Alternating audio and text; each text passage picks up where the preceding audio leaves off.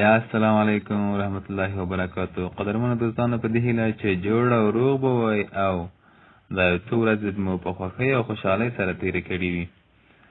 دلته یو ځل بیا زه تکنیکل ظهیر حاضر شوی یم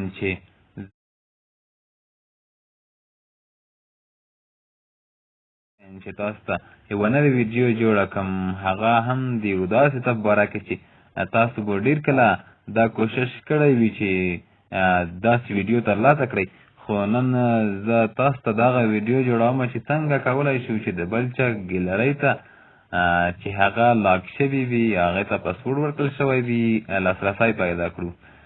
نو دغه ویډیو چې دا ډېره مهمه ده.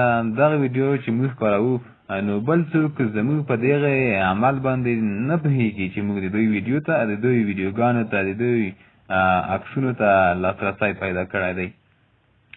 قدرمنو دوستانو، دغه ویډیو که ستاسو خوښه شوه له خپلو دوستانو سره یې شیر کړئ او که مو خوښه شوه خپله یې هم لایک کړئ او زموږ چینل په وروستۍ کې در سره سبسکرایب کړئ.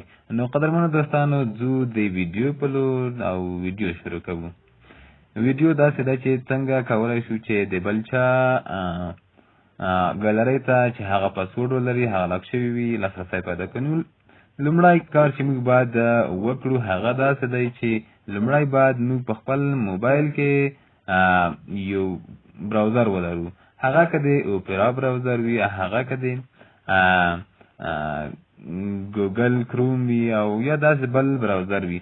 نو هر موبایل په خپل ځان کې له ځان څخه یو براوزر لري چې هغه د کروم براوزر څخه عبارت دی. نو زه ځم کروم براوزر ته او په کروم براوزر کې دغه کود لیکم، د کوم کود په وسیله چې زه د بل چا ګیلرۍ ته لاسرسی پیدا کولی شم. هغه کود داسې دی چې فایل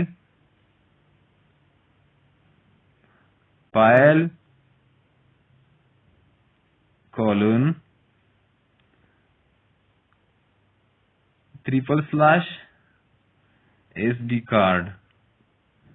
SD کارد بیا هم سلاش. نو دغه بیا موږ انټر کوو یا یو کې کوو چې موږ د هغه چا ګیلرۍ ته لاسرسی پیدا کړو. دا د موږ هم د هغه کس ګیلرۍ ته لاسرسی پیدا کړ کوم چې موږ غوښتل د هغې ګیلرۍ راخلاصه کړو، خو موږ نشو کولی ځکه هغه ګیلرۍ لاک شوې وه. نو دا د موږ په اسانۍ سره وکولی شول د دغه کود په وسیله باندې د هغه ګیلرۍ ته لاسرسی پیدا کړو. نو قدرمنو دوستانو، زه ځمه د دغه نفر یا دغه ګیلرۍ پیکچر خلاصومه. د پیکچر کې څه دي؟ پیکچر ته راځمه. په پیکچر کې د فیسبوک ته راځم. فیسبوک په پیکچر کې څه شی دي؟ راځم دغه بل دې پیکچر کې خو څه نشته دي، دا فولډر خالی دی. راځم د بل فولډر ته.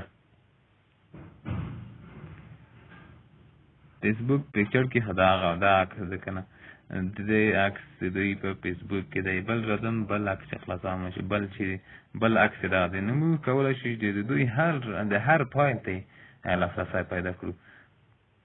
قدرمنو دوستانو، دا هغه ټریک دی چې بل څوک د تاسو په ویډیو باندې لاسرسی، مثلا تاسو په ویډیو باندې نشي پوهېدلی چې موږ د دوی دغه فایل ته لاسرسی پیدا کړی دی.